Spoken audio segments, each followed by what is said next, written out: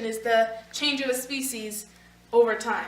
It doesn't just happen over a couple of days or even a couple of years. It can take up to 1 billion years. Evolution is the development of a species or organism or a population from a more simple to complex form. But what is evolution? Keep watching to find out. There are 2 different types of evolution, macroevolution and microevolution. Microevolution is the change in allele frequencies in a population over time. The change is due to 4 different processes: mutation, selection, gene flow, and genetic shift. This change happens over a relatively short amount of time, unlike macroevolution. Let's talk about macroevolution. Macroevolution means evolution on a grand scale and is mainly studied when studying fossil records. Macroevolutionary events take billions of years. That's like the evolution of humans, whales, everything macro. I'll take this one. Yes, ma'am. Interviews with scientists. Welcome to the Scientist Interview Show. I have with me today James Hutton from Scotland. So James, what are your thoughts on the change in species? I think that changes in geology had to have taken millions of years. Why do you say millions of years? Why not 1 year? Because they cannot happen overnight. Are you doubting me?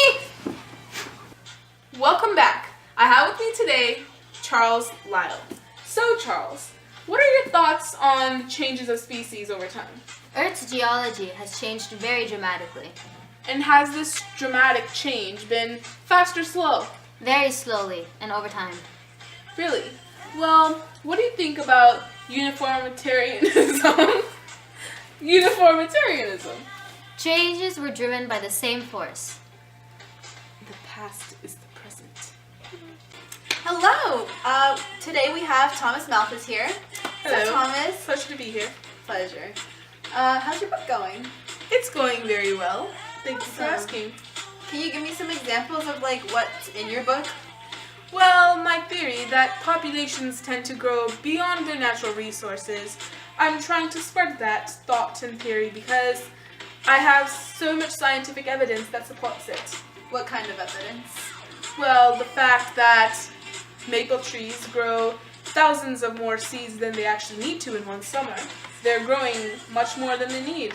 Interesting. Thank you so much for sharing. The pleasure is mine. Welcome back, guys. We're here with another lovely scientist, Jean-Baptiste Lamarck. Thank you for having me here. Thank you for coming. So can you please tell me a little bit about your thoughts on life? Well, I believe that the diversity of life developed through evolution. Okay. Can you please give us just a few examples on what your thoughts are? Well, I have a theory that giraffes have long necks, right? Right. That's how they reach their food and vegetables and whatever they eat in the trees. So, over time, they stretch their necks to get their food. They stretch their necks into the tree. Sorry, puberty. They stretch their necks into the trees, which over time will cause their necks to grow longer. Am I correct? Correct. I suppose. So, if I'm going to get my food from the tree, and I'm stretching my neck trying to reach that food, don't you think it will stretch and grow? So those giraffes are then able to get their food, and they do not have to starve. Sorry. Interesting. Thank you so much for sharing. And we're back again with yet another wonderful scientist. I have with me today my best friend, Charles Darwin. So Charles, how's your book going? Well, my book on the origin of species, it's been going pretty great. I have a lot of evidence on it based on my observations, actually. Well, Charles, what kind of things did you notice on your journey or anything you wrote in the book? Just talk to us about it. Well, my journey was about 5 years on the HMS Beagle. I noticed a lot of finches and a lot of animals. So what's the place that you ended up going to? This place is so beautiful. It's actually called the Galapagos Islands. It has a variety of fauna and fauna. That's wonderful. So what are your thoughts on Jean-Baptiste Lamarck's theories? Totally wrong. I do not like that man. You No, do not. I'm right. I'm the one who's right. He did He seems like an odd person. Something wrong with his throat. I don't know. He doesn't have a lovely beard like mine too. Yes, your beard is quite lovely. I don't. So why is he wrong? Like, do you think his theories are wrong? Well, you see, his theory, it mentions how species develop based on their needs. No. See, the thing is that they die, and They change over time? Yes, they change over time. And That's no, that's not how it works.